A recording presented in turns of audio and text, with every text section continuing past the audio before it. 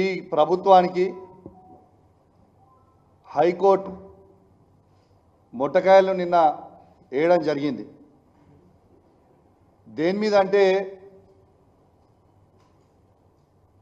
ఒక శాసనసభ్యునిగా నేను హుజరాబాద్ నియోజకవర్గంలో గెలిచిన తర్వాత ఈ ప్రభుత్వం హరాచకాలకు రేవంత్ రెడ్డి గారు మరియు పొన్నం ప్రభాకర్ గారు ఇద్దరు కలిసి నా నియోజకవర్గంలో కళ్యాణ్ లక్ష్మి చెక్కులు పంచనివ్వకపోతే నేను హైకోర్టుని అప్రోచ్ అయితే హైకోర్టు నిన్న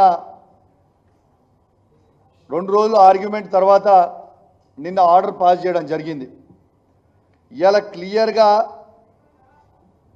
GOMS నంబర్ 18 కళ్యాణ్ లక్ష్మి చెక్కులు పంచడానికి ఎమ్మెల్యేలు ఫైనల్ అని చెప్పినప్పటికీ వీళ్ళు ఆ జియోని ఫాలో కాకపోతే ఆ జియో ద్వారా dated GOMS number 18 dated 29/6/2016, GOMS number 25 dated 16/7/2016 ఈ జియోలో క్లియర్గా ఎమ్మెల్యే ప్రపోజల్ పంపుతారు, joint signature MRO and MLA కలిసి పెడతారు.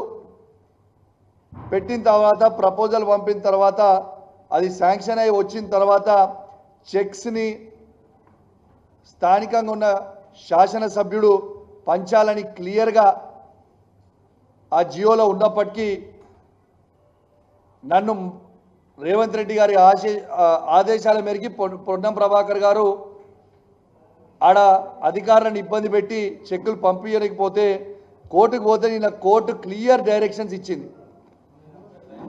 ఇలా కోర్టు అనేది క్లియర్ డైరెక్షన్స్ ఇచ్చింది. ఇది హైకోర్టు ఆర్డర్. నిన్న ఎమ్మెల్యే ఇస్ ఫైనల్, జియోని ఖచ్చితంగా అధికారులు ఫాలో కావాలి, కలెక్టర్ గారు RDOలు MROలు ఖచ్చితంగా ఫాలో కావాలని నిన్న హైకోర్టు ఆర్డర్ కూడా ఇవ్వడం జరిగింది.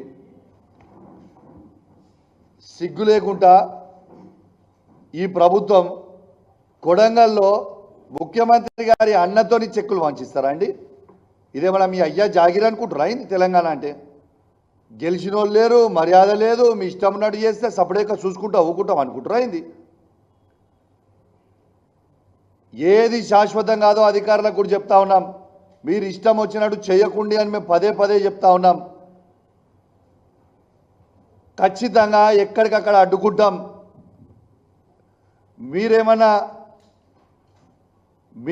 మీరెట్లా ఎమ్మెల్యేలుగా గెలిచిర్రో మేము కూడా అట్లనే ప్రజలు ఓటేసి ఎమ్మెల్యేలుగా గెలిచినాం. ప్రజలు మమ్మల్ని 39 మంది ఎమ్మెల్యేలను గెలిపిస్తే మిమ్మల్ని 64 మందిని గెలిపించారు. కేవలం 1.8% ఓట్లు ఎక్కువ మీకు పడ్డాయి అంతే. దానికి మీరు ఇష్టం ఉన్నట్టు రెచ్చిపోవడం అనేది కరెక్ట్ కాదు అని నేను తెలియజేస్తా ఉన్నాను. ఇప్పటికన్నా బుద్ధి తెచ్చుకొని సరిగ్గా పోతే కరెక్ట్ ఉంటుంది.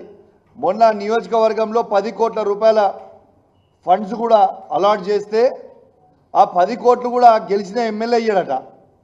ఓడిపోయినోడు ఎవడో ఉంటే వాళ్ళ దగ్గర ప్రపోజల్ తీసుకొని వాళ్ళ దగ్గర ప్రపోజల్ తీసుకొని చేయడం అనేది ఎంతవరకు కరెక్ట్ అని నేను అడుగుతా ఉన్నా.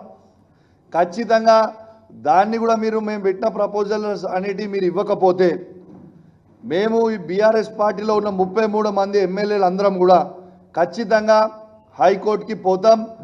మళ్ళా ఆడ కూడా పిటిషన్ వేస్తామని చెప్పి సందర్భంగా తెలియజేస్తా ఉన్నాను.